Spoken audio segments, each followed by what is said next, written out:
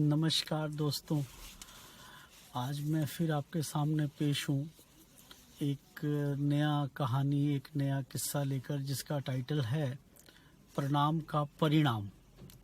दोस्तों, महाभारत के युद्ध के अंदर जो महाभारत सीरियल आया था, लोगों ने पता नहीं उसमें से क्या सीखा और क्या समझा, परंतु मैं अपना व्यक्तिगत अनुभव आपसे शेयर करना चाहता हूँ। उसके अंदर जब एक सीन था कि भीष्म पितामह तीरों की शैया के ऊपर जब लेटे हुए थे, तो उन्होंने दुर्योधन से एक ही बात कही थी कि बेटा, प्रणाम का परिणाम सदैव आशीर्वाद होता है। तो ये लाइन मुझे बहुत बहुत अच्छी लगी और मैंने इसको कोशिश किया कि जीवन में इसको धारण किया जाए। प्रणाम यानी प्रणाम, प्रणाम का परिणाम सदैव आशीर्वाद होता है। आप देखिए कि यदि आप एक पुत्र यदि पिता के चरणों को स्पर्श करता है, तो वो यदि मान लो कोई व्यस्त भी हो, कभी अखबार भी पढ़ रहा हो, कुछ कर रहा हो, लेकिन यदि वो उसके चरणों को छुएगा तो वो झट सारे काम को छोड़कर उसके लिए तुरंत हाथ आगे बढ़ा देगा। बेटा सुखी रहो, खुश रहो, लाइफ में खूब उन्नति करो, तरक्की करो।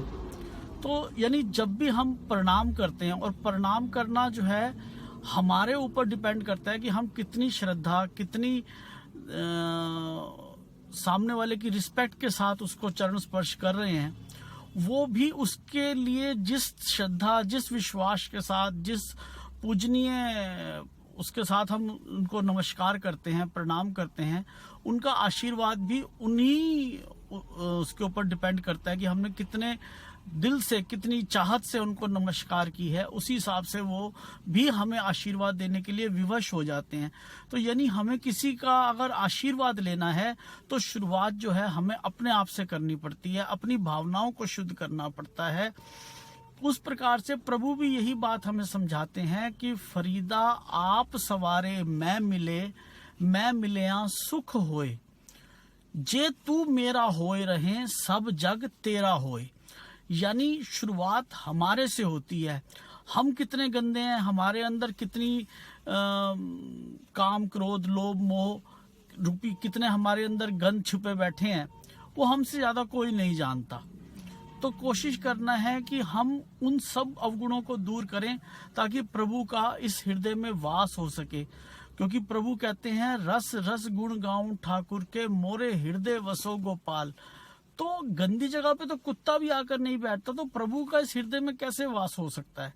तो उसके लिए हमें अपने हृदय को स्वच्छ करना पड़ेगा, उसके अंदर भक्ति रूपी पोछा लगाना पड़ेगा, तब प्रभु का उसके अंदर वास हो सकता है। तो इसमें जब बात आ रही है कि फरीदा आप सवारे, यानी शुरुआत करनी है अपने आप से। हमें अपने आप को संवारना है। हम यदि अपने आप को संवारेंगे तो क्या होगा? आप सवारे मैं मिले। मैं मतलब परमात्मा कहते हैं मेरी प्राप्ति तेरे को हो जाएगी, और मेरी प्राप्ति होने से क्या होगा? मैं मिले सुख होए।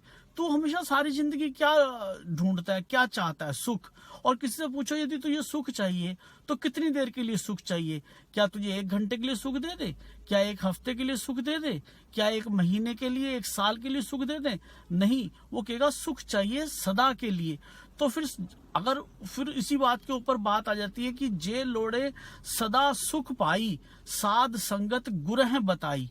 यदि तू सदैव सदैव के लिए सुख की चाहत रखता है तो साध की संगत कर, यानी अच्छे लोगों की संगत कर, सत्संग कर। सत्संग करने से ही प्रभु की प्राप्ति होगी। और कैसे कैसे होगी? कि कर्मों के, फिर वही वाली बात आ जाती है कि कर्मों का शुद्धिकरण। हमारे कर्म अच्छे होंगे तो हमारे भाग्य ऊंचे बनेंगे, हमारे भाग्य अच्छे होंगे तो हमें सत्संग की प्राप्ति होगी।